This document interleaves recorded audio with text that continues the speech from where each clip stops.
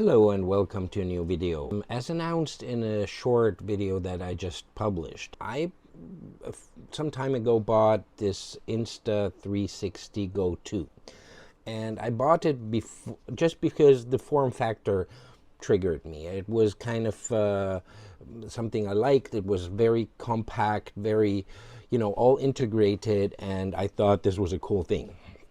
Then after having it and using it a little bit, I admit it wasn't really love at first sight. I mean, it was buy at first sight, but it wasn't love at first sight.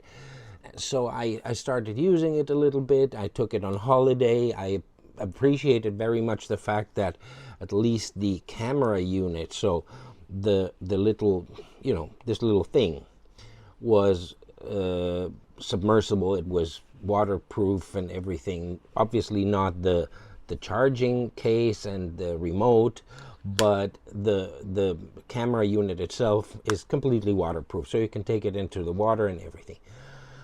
And then I started watching some videos about it, and everybody was talking about the disadvantages and how bad it was in a certain way and all that kind of stuff. So let me just pick a few things that are being said are bad about it. The first one is that it's all enclosed in this thing. So this is the whole thing. There is no external memories that you can add. There is no batteries that you can swap out. There's basically nothing. This is the whole thing, and you don't even have a screen. I mean, you have a little screen here. I don't know if you can see it from there, but to watch or playback videos, to do anything, you have to connect it to a smartphone or a tablet. So this is basically the whole thing.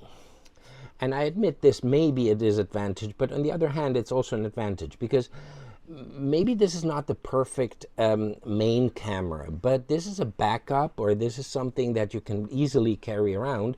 Because compare it to, for example, something like, I'm filming this on the DJI Pocket 2, but as an example, this one, the DJI Osmo Pocket with the gimbal. It's a cool camera, no doubt, and the Pocket 2 is a fantastic camera, but it's fragile. The gimbal itself always represents something that can break very easily. So when you finish using it, you pack it up in the case and you stow it away in a safe place, because you know that it's a sensitive device. This one, once you put it in here, and this is the form factor, and just to show you, it's funny, but basically it's like, this is an AirPod 2 case, AirPod Pro case, and this is the Go 2 case. So it's a little bit bigger, but it's basically the same form factor. So once you have it stowed in here, you just put it in your pocket and carry it around. Another thing that was being criticized was it doesn't have 4K. Now, to be quite honest, while I do film in 4K when the camera offers that option, I don't think that 4K is essential. Maybe for certain use cases it is, or maybe I'm just not expert enough to understand why it is. But in my eyes, publishing something in HD, in full HD, 1080p, is absolutely more than enough. I don't do anything artistic, I don't do anything landscapey or something like that, so in my eyes 1080p is more than enough. And this one goes beyond 1080p, because this is 1440p, so basically you still have a certain margin, for example, if you want to crop in on something and that. Plus, the advantage of having this this, I think, was the first camera that had it, because now I have the DJI Action 2, and that also has this, not out at 4K, but at 2.7K, it has this option that you can turn the camera around and it still keeps the horizon level.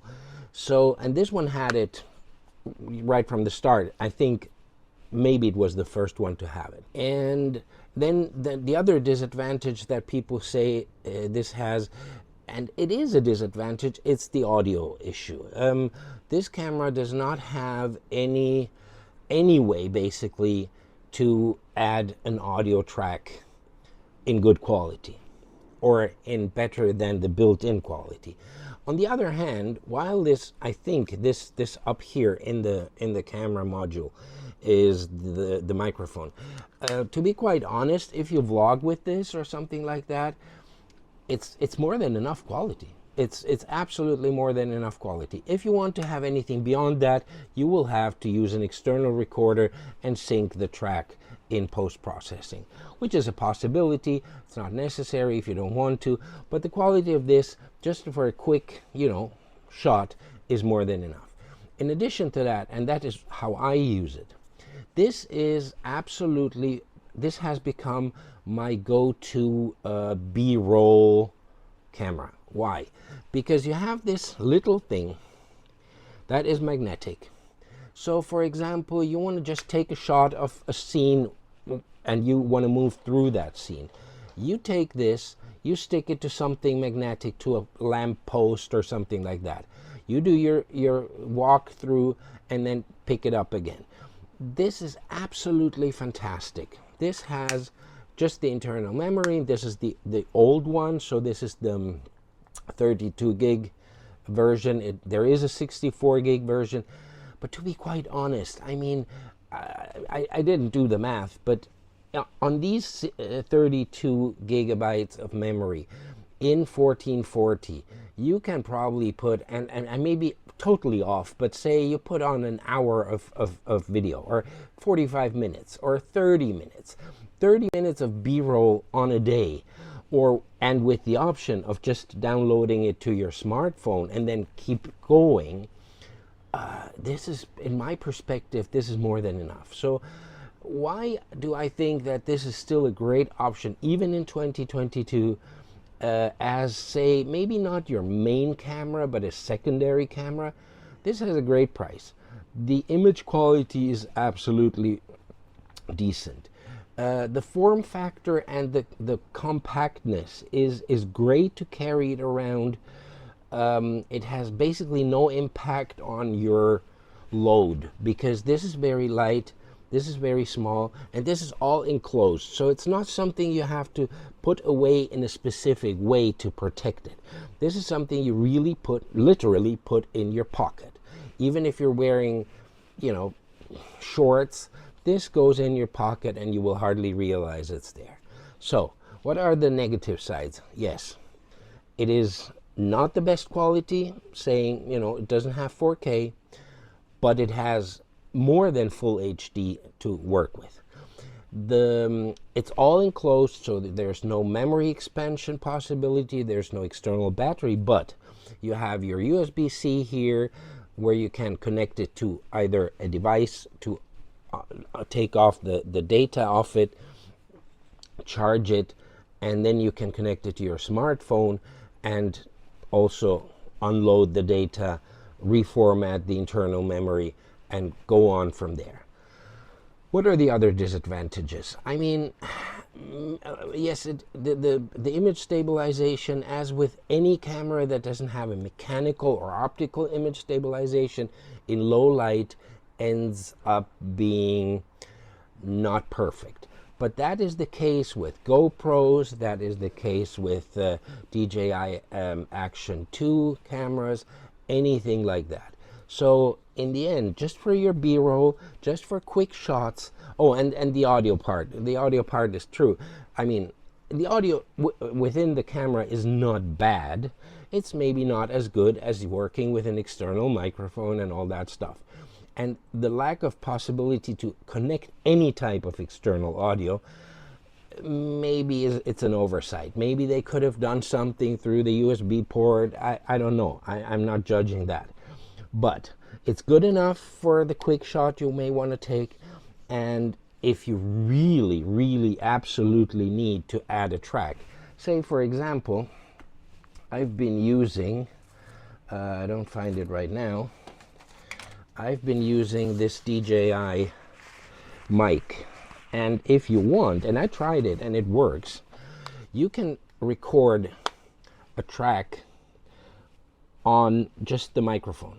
So you can take this microphone, record the track in good quality, and then work in post-processing to synchronize it to the camera.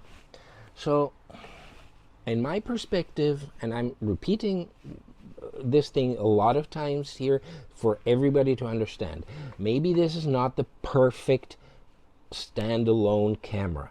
Maybe it's not a real action camera, but the size and the form factor offers you possibilities that other cameras don't offer. For example, just to mention one thing, I do some RC car stuff. And this thing comes with a stick-on kind of mini holder. I didn't find it today, so I would have liked to show it to you. But it's you know, check it out. See in the in the link down below, you'll find an Amazon offer for it, and there you can see the whole kit it comes with. So you take this one off, just the camera. You stick it to that stick-on holder and connect it to your remote control cars, even small ones. I say up to 1:24 size. And you can record perspectives that no other, really, no other action camera can offer you. So what else can I say? It's up to you, and I don't want to convince anybody who doesn't want to be convinced. But if you think about it, as an additional camera, as a secondary camera, as a B-roll camera, as whatever you want, or as an everyday carry with you camera with no limitations, well, this is absolutely a good option.